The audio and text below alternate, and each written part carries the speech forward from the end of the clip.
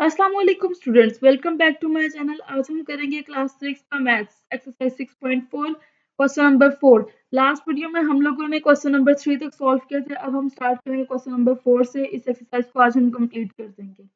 Okay, अगर आप लोगों ने लास्ट क्वेश्चन नहीं देखे तो पहले आप लोग इसी प्लेलिस्ट में ऊपर वाली वीडियो को जाकर देख सकते हैं। उसका लिंक आप लोगों को डिस्क्रिप्शन बॉक्स में मिल जाएगा। ओके स्टूडेंट, तो let's start the questions. Question number 4 solve करने हैं हमने क्वेश्चंस। क्वेश्चन नंबर 4 में हमें 3 वैल्यूज दी हैं और हमने इसको सिंपलीफाई करना है। तो कैसे हमने इसे सिंपलीफाई करना है? ये हमें एक्सप्रेशन दिया 4x प्लस 4y ब्रैकेट में प्लस का साइन है और 5y माइनस 4z, और यहाँ पे माइनस का साइन है 5x plus 4y plus 8z। ठीक है, हमने जो क्वेश्चन नंबर 2 और 3 में किया था, हमने एक्सप्रेशन को प्लस करना भी सीखा था और माइनस करना भी सीखा था। तो अब इस वाले क्वेश्चन में हम लोग दोनों स्ट्रेटजीज को इकट्ठे यूज करेंगे और इस क्वेश्चन को सॉल्व करेंगे। सब फर्स्ट स्टेप में हम लोगों ने क्या करना है, ब्रैकेट को ओपन करना है। तो एक चीज तो क्लियर है कि जब ये वाली ब्रैकेट ओपन करेंगे तो ये एज इट इज आ जाएगा, क्योंकि ब्रैकेट के बाद प्लस है तो ये वाली वैल्यू भी एज इट इज आ जाएगी। लेकिन इस वाली ब्रैकेट के बाहर क्या है, माइनस। मैंने आप लोगों को लास्ट वीडियो में बताया था कि माइनस का साइन जब भी ब्रैकेट से बाहर आता है तो अंदर वाली सारी वैल्यूज के साइन क्या हो जाते हैं, ऑपोजिट। मतलब अगर ये प्लस 5x है तो ये क्या हो जाएगा, माइनस 5x। प्लस 4y है तो ये क्या हो जाएगा, माइनस 4y। और प्लस 8z है तो ये क्या हो जाएगा, माइनस 8z। तो अब इसको हम ओपन करते हैं ब्रैकेट को।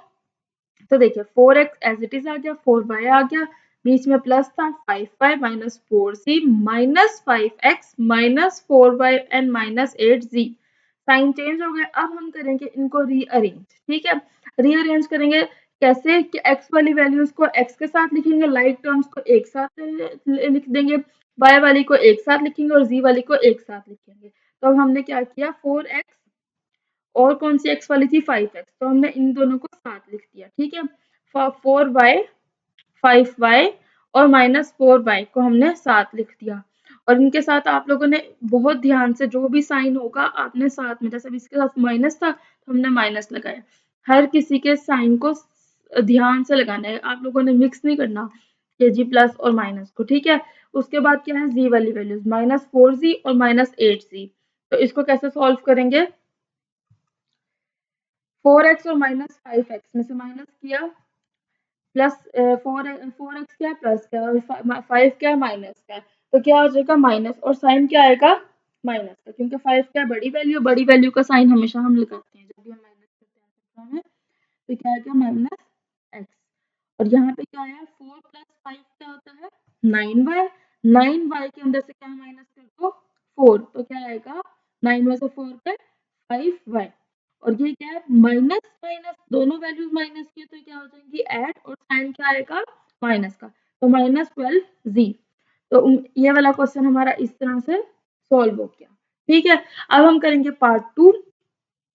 पार्ट 2 में भी सबसे पहले आप लोगों ने ब्रैकेट्स को ओपन करना है। ब्रैकेट को ओपन करने से पहले आप लोगों ने ध्यान से माइनस के साइन को देखना है, और जहां पे सिंबल चेंज होने हैं उसको अच्छे ध्यान से उसको आप लोगों ने ओपन करना है। तो फर्स्ट स्टेप में क्या आएगा, 7xy plus 3yz plus 8xy minus 6yz।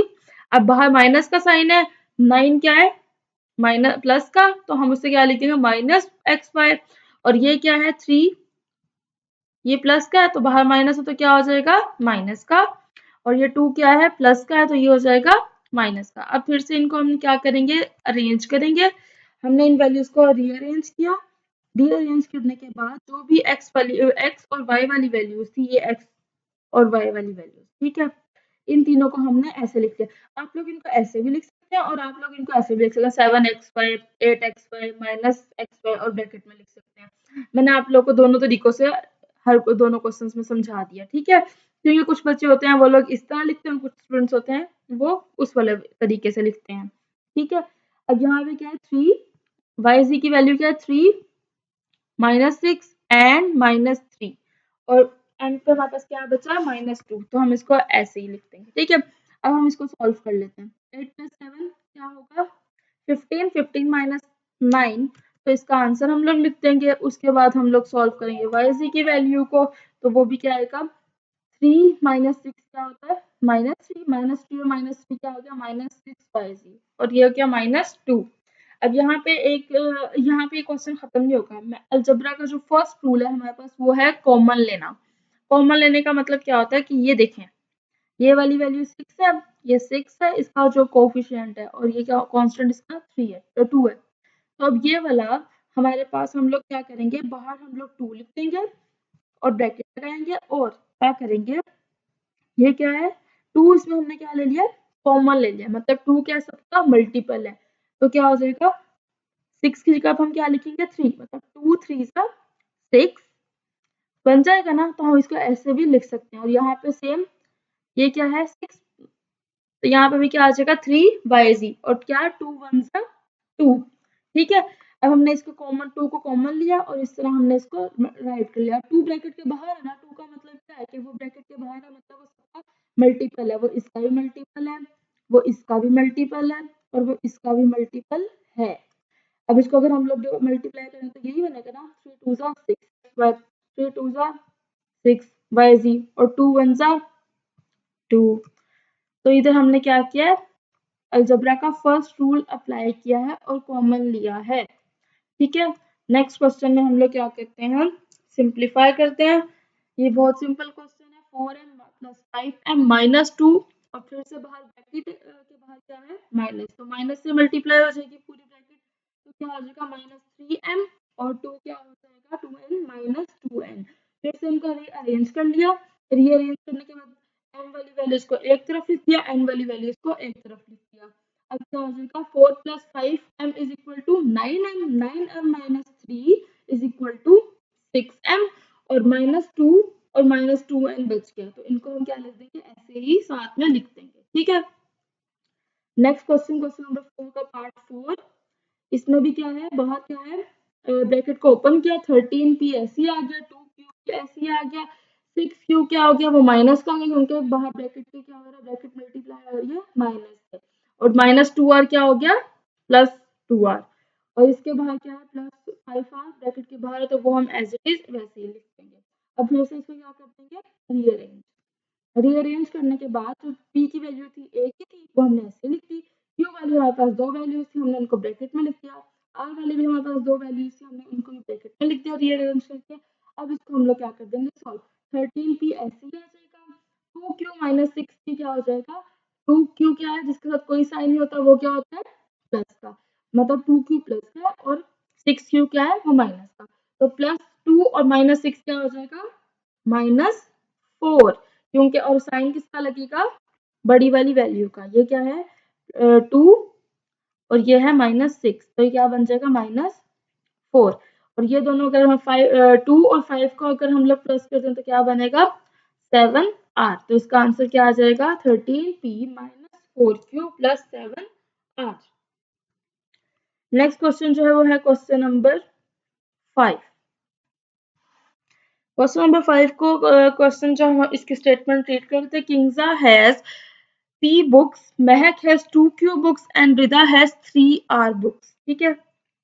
लेकिन इसकी स्टेटमेंट को पहले समझ लेते हैं, वो तो मैंने आपको गिवन डाटा दिखा दिया। अब इसकी स्टेटमेंट क्या, किंजा महक and Rabia have P 2Q and 3R books respectively. अब यहाँ पे रिस्पेक्टिवली आ गया, रिस्पेक्टिवली का मतलब क्या होता है कि हमें उन्होंने तीन वैल्यूज मतलब बारी बारी, पहले वाले जो आंसर है वो पहले वाला जो वैल्यू है वो पहले वाले की है, दूसरी वाली जो वैल्यू है वो दूसरे वाले की है, तीसरी वाली जो वैल्यू है वो तीसरी वाली की है, ठीक है।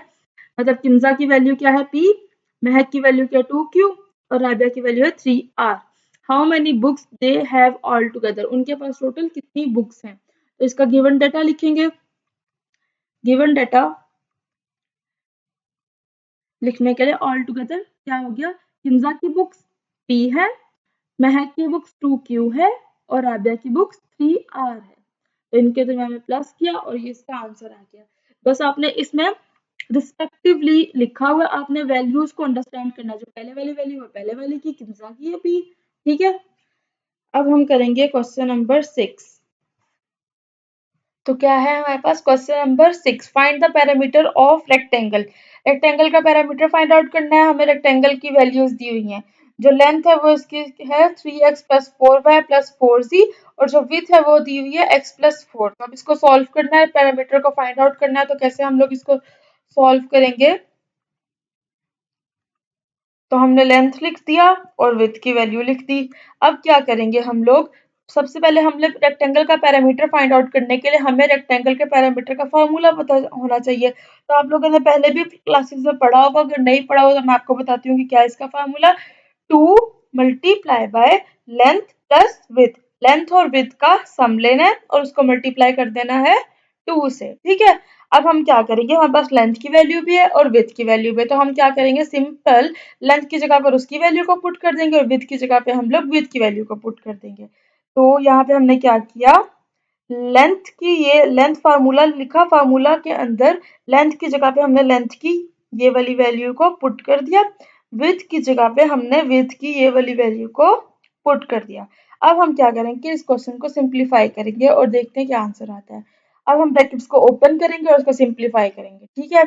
अब ये क्या हो गया, 3x प्लस एक्स, ये हो गया 4x plus 4y plus 4z और प्लस 4, ठीक है। ये आ गया आंसर। अब क्या है, बाहर क्या है, 2, मतलब 2 क्या है, ब्रैकेट के बाहर है ना, मतलब क्या है, 2 जो है वो इससे भी मल्टीप्लाई हो रहा है, इससे भी मल्टीप्लाई हो रहा है, इससे भी मल्टीप्लाई हो रहा है और इससे भी।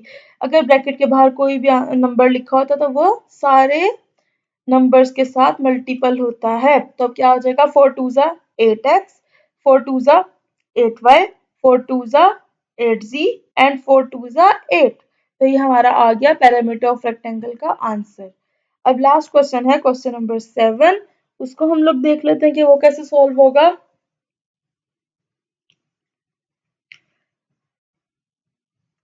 लास्ट क्वेश्चन देख लेते हैं, लास्ट क्वेश्चन क्या है हमारे पास, question number 7। If the parameter of the triangle is 5x plus 6y plus 8z and the length of its two sides are x plus y plus z and x minus 2y plus 2 3z respectively, find the length of the third sides of a rectangle। तो given data हमें क्या दिया हुआ है, parameter दिया हुआ है, यहाँ पे हमें क्या दिया हुआ है, ट्राइंगल का पैरामीटर दिया हुआ है और इसकी लेंथ ऑफ टू साइड्स की क्या दी हुई है, ये लेंथ दी हुई है। और एंड पे क्या लिखा है, रिस्पेक्टिवली, मतलब जो पहली वाली साइड है उसकी वैल्यू ये है और जो दूसरी वाली साइड है उसकी वैल्यू ये है। फाइंड आउट क्या करना है, हमने थर्ड साइड की वैल्यू को फाइंड आउट करना है। तो हम लोग गिवन डाटा लिख लेते हैं, पैरामीटर दिया हुआ है, टू साइड्स दी हुई है, पहली साइड ये है और दूसरी साइड ये है। तो थर्ड साइड को क्या करेंगे हम लोग फाइंड आउट करने के लिए, पैरामीटर के अंदर से जो दो साइड्स हमें दी हुई, पैरामीटर क्या होता है, पैरामीटर होता है तीनों साइड किसी भी जैसे अब ये ट्राइंगल है ना, ये ट्राइंगल है, ठीक है। अब इसकी जो तीनों साइड्स है ना, तीनों साइड्स की जो बाउंड्री है, ठीक है, वो क्या होगी, उसका आंसर है ये, वो उसे हम कहते हैं पेरीमीटर। तीनों साइड्स की बाउंड्री जो बनी हुई है ना, उसे हम कहते हैं पेरीमीटर। और एरिया क्या होता है, ये जो अंदर वाला सारा हिस्सा, ये सारा ट्राइंगल का जो अंदर का हिस्सा होता है ना, वो क्या होता है, उसका एरिया। और जो पेरीमीटर क्या होता है, वो उसकी होती है बाउंड्री। तो हमें उन्होंने पेरीमीटर दे दिया, दो साइड्स की वैल्यू दे दी, इस साइड की दे दी सपोज करो और एक इस साइड की। तो हमने क्या निकालना है, सिर्फ ये वाली साइड की वैल्यू निकालनी है, ठीक है। तो कैसे निकालेंगे, जो हमारे पास पैरामीटर है ना, पैरामीटर क्या होता है, टोटल। जैसे हम लोग टोटल हमें बात पता हो तो हम लोग टोटल में से क्या कर देंगे, जो हमें वैल्यूज दी है उन्हें माइनस कर देंगे तो हमें आंसर पता चल जाएगा। तो हम थर्ड साइड के लिए क्या यूज करेंगे, parameter minus sum of two sides. Total में से, पैरामीटर में से दो साइड्स जो दिया उनका सम ले लेंगे और उसको पैरामीटर में से क्या कर देंगे, माइनस। तो क्या, पैरामीटर की जगह पे पैरामीटर की वैल्यू को पुट कर देते हैं, सम ऑफ टू साइड्स की जगह पे उसकी वैल्यू को पुट कर देते हैं। तो कैसे पुट करेंगे,